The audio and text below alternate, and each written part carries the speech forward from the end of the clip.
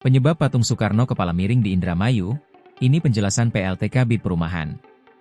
Terungkap penyebab patung Presiden pertama RI, Insinyur Soekarno, yang berada di kawasan alun-alun Indramayu kepala miring hingga viral di media sosial.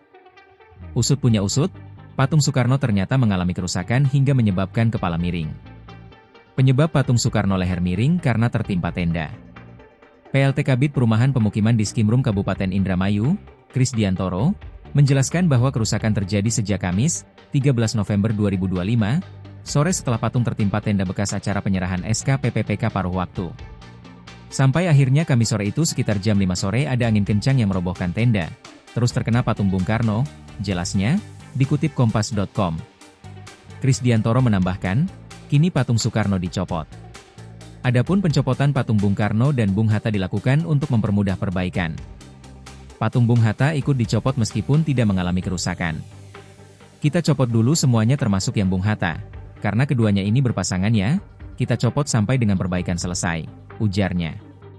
Pantauan Kompas.com di lokasi menunjukkan petugas di Skimrum sudah mulai membongkar baut-baut penguat patung untuk proses perbaikan.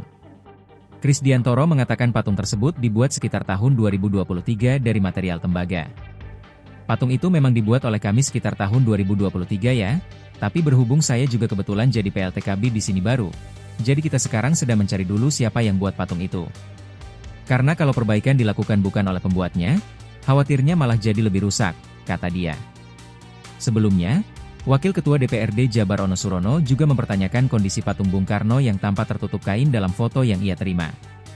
Saya dapat kiriman foto di alun-alun Indramayu di mana pada tugu yang di tengah itu kan ada patung Soekarno-Hatta, tapi di foto terlihat Bung Karnonya diselimuti kain putih.